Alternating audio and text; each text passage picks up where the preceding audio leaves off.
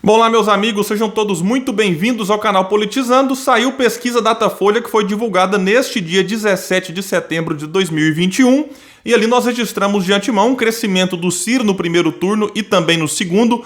Lula cai no primeiro, mas continua vencendo Bolsonaro no segundo com uma ampla vantagem, assim como Ciro Gomes também vence Bolsonaro. E os outros nomes, Dória, Mandetta, enfim, todos estes outros abaixo do Ciro, a gente vai ver que terão grandes dificuldades caso sejam mesmo candidatos em 2022. Mas antes de falar disso tudo, eu quero pedir a sua ajuda para que se inscreva no canal, ative as notificações e, se gostar do vídeo, deixe o seu like, porque isso é extremamente importante aqui para o nosso trabalho. Bom, meus amigos, a pesquisa ouviu 3.667 pessoas entre os dias 13 e 15 de setembro em 190 cidades brasileiras e tem uma margem de erro de 2 pontos para mais ou para menos. Ela avaliou aqui 4 cenários de primeiro turno. No cenário A, nós temos Lula liderando com 44%, ele caiu 2, porque tinha 46% no levantamento de julho. Jair Bolsonaro, que não tem partido, aparece agora com 26%, ele oscilou 1 ponto, já que ele aparecia com 25% em julho. Ciro Gomes, do PDT, aparece aqui com 9% nesse cenário, ele tinha 8% na pesquisa de julho. E só como curiosidade, para a gente ver a tendência de alta do Ciro, em maio ele tinha 6%. Então aqui ele oscila 1%, mas segue nessa tendência de alta. João Dória, que tinha 5% em julho, caiu para 4%, oscilou ali dentro da margem de erro. Mandetta, que tinha 4%, oscilou agora para 3%. Em branco, nulo ou nenhum, 11%, era 10%. E não sabe, manteve o mesmo índice de julho, 2%. No cenário B, a gente vai ter aqui uma mudança um pouco maior de Lula e também do Ciro. Lula agora aparece com 42%, ele tinha 46%. Qual que é a diferença aqui nesse cenário? Sai João Dória do PSDB e entra o Eduardo Leite. Lembrando que os dois enfrentarão ali as prévias do próprio partido para ver quem vai ser o candidato em 2022. Então, repito, Lula 42%, tinha 46%, Bolsonaro manteve 25%, Ciro Gomes, que tinha 9%, subiu 3 pontos, então ele cresceu acima da margem de erro. Então o Ciro agora aparece com 12%. O Eduardo Leite, que tinha 3%, oscilou para 4%. Então a gente percebe que em relação a esse bloco aqui que tenta quebrar a polarização entre Lula e Bolsonaro, no cenário A, o Ciro tem mais que o dobro do Dória e aqui ele tem o triplo do Eduardo Leite. Embaixo vem Mandetta, que aparece com 2%. Mandetta tinha 5% em julho, agora aparece aqui com 2%. Em branco, nulo nenhum, 11%, e não sabe, 2%. O cenário C não vai dar para a gente comparar porque não foi feito em julho. Aparece Lula com 44%, Bolsonaro 26%, Ciro 11% e o Dória 6%. Então aqui nós temos menos candidatos, só 4%. Bom, e no cenário D, a gente vai ter aqui uma simulação com vários nomes. Eu acho que dificilmente todos estes estarão em 2022 concorrendo à presidência, mas vamos avaliar aqui, não dá para comparar também porque ela não foi feita em julho. Aqui Lula aparece com 42% dos votos, Bolsonaro com 24%, Ciro Gomes ainda assim consegue manter ali na casa dos 2 dígitos, ficando com 10%, João Dória aparece aqui com 5%, Datena 4%, Simone Tebet 2%, Aldo Rebelo, que não tem partido, é a primeira vez que eu vejo aqui nesse cenário também do Datafolha, aparece com 1%, Rodrigo Pacheco, 1%, Alessandro Vieira, que foi recentemente colocado aí como um pré-candidato pelo Cidadania, nem pontuou nessa pesquisa aqui. Em branco, nulo e nenhum, 10% e não sabe, 2%.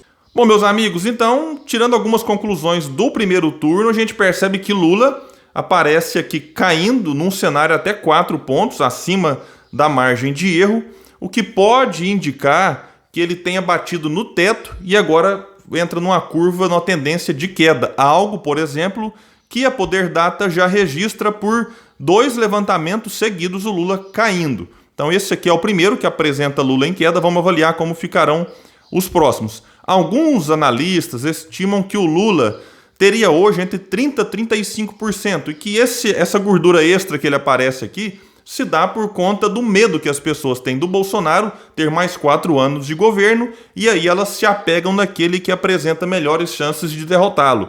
Então, na medida em que as pessoas observarem que outros candidatos também vencem Bolsonaro no segundo turno, eu vou falar disso, Lula pode cair. E parece aqui que é o que já está acontecendo. Além do mais, na medida em que a campanha se aproximar, Lula será questionado, cobrado pelos gravíssimos erros do PT quando esteve no poder com ele e com Dilma Rousseff. Bom, Bolsonaro parece ter se estabilizado, mas vamos avaliar também as próximas pesquisas, porque o Datafolha registrou que o seu governo enfrenta uma reprovação recorde. O governo Bolsonaro é reprovado hoje por 53% do eleitorado, que o considera ruim ou péssimo. Ótimo ou bom só para 22%.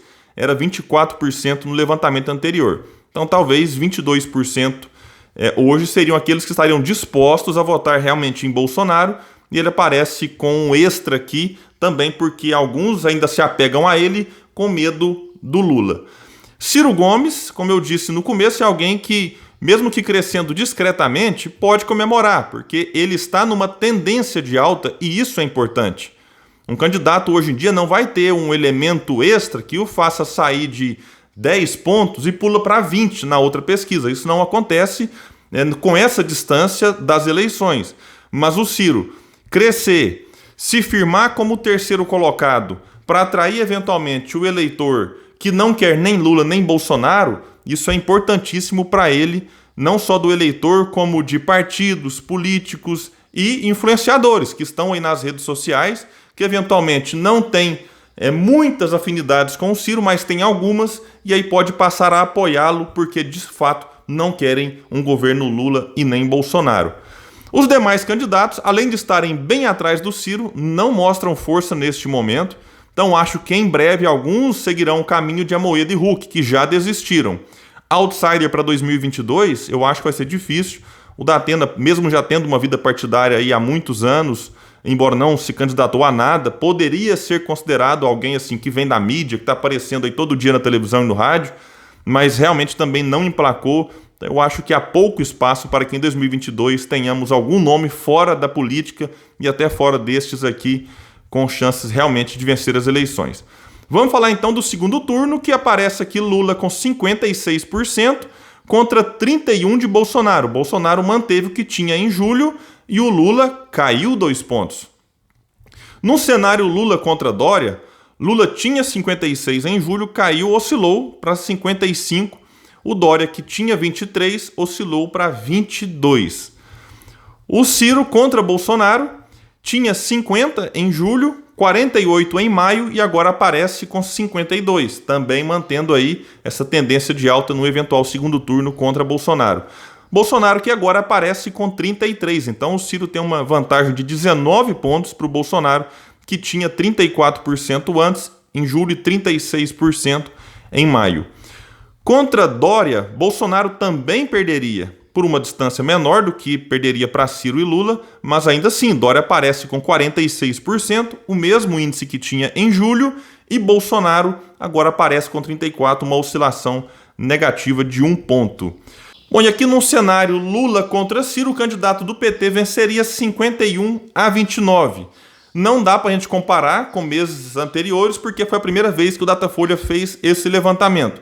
Essa distância, em outros institutos, já foi até maior. Então, alguns apresentam já o Ciro tirando gradativamente essa diferença, o que muitos apontam que aconteceria de uma maneira muito forte quando realmente a campanha começar e o Ciro apresentar o seu projeto e apresentar as suas críticas que os petistas acusam de ataque. E o Ciro defende, fala, são números. Quando ele, por exemplo, questiona que o governo do PT pagou 4 trilhões e 22 bilhões de juros para os rentistas e só 322 bilhões de Bolsa Família. Então, números como esses serão colocados. Vamos ver como que o eleitor vai reagir em relação a isso tudo em 2022. Bom, em relação à rejeição, Bolsonaro manteve o que tinha em julho, 59%. Lula tinha 37%, oscilou para 38%. Dória manteve 37% e o Ciro oscilou para baixo, agora 30%, ele tinha 31%. Os outros candidatos aparecem como rejeição bem menor, isso se dá também porque eles são menos conhecidos. Então acontece um fenômeno de que quando o candidato passa a ser mais conhecido, pode acontecer da rejeição também aumentar e isso é natural que aconteça com os outros aqui. Bom, meus amigos, então a gente tem que tirar assim, algumas conclusões de que, como eu disse no começo, o Ciro é alguém que apareceu aqui com um crescimento, mesmo que tímido, mas que deve ser sim considerado. Ele se consolida em terceiro, o que não basta, ele quer ganhar as eleições, mas é um primeiro movimento importante para quem quer também herdar o que eu chamo ali, o que eu já disse, de voto útil, que é daqueles que falam, eu até gostaria de votar no Mandetta, mas como o Mandetta aparece só com 2% aqui, eu vou votar no Ciro. Eu gostaria de votar no Dória, mas como o Dória aparece só com 4%, 5%, então eu vou votar no Ciro. Então, estar em terceiro, por enquanto, é importante para que consiga subir e chegar em segundo. E o Ciro planejava atingir um patamar de 15% em março, abril. Como ele já aparece aqui num cenário com 12%, me parece, ele cresceu 3 pontos nesse cenário de julho para cá, tudo indica que ele vai alcançar esses 15% antes, o que é extremamente importante para que ele se mostre viável para o eleitorado. Que eu mesmo converso com muita gente hoje, quando se fala do Ciro, as pessoas falam, mas o Ciro não tem chance, eu até gostaria de votar nele. Quando o eleitorado perceber que o Ciro tem sim chance, e aí ele precisa estar aqui nesses 15% para passar mais confiança, aí ele pode fazer aquele movimento que eu tenho falado lá desde maio, que é tirar votos tanto de Bolsonaro quanto votos do Lula, e aí sim entrar naquilo que se chama onda Ciro, que acredito, opinião pessoal, que se o Ciro for para o segundo turno, ele derrota seja Lula, seja Bolsonaro. E ele tem alguns ativos que não podem ser desprezados, não é pouca coisa, como vida partidária resolvida. Dória e Leite não tem isso. Bolsonaro nem partido tem. O Ciro tem um projeto definido, foi colocado num livro e ele faz muitas lives, concede muitas entrevistas falando e defendendo esse seu projeto, essas suas ideias que guardam coerência com o que ele fala aí há mais de 30 anos. O Ciro tem uma militância politizada e ativa que não só propaga as suas ideias, mas o defende nas redes sociais das fake news que muitas vezes ele é vítima. E algo extremamente importante que será cobrado o ano que vem. Ciro tem uma experiência aprovada.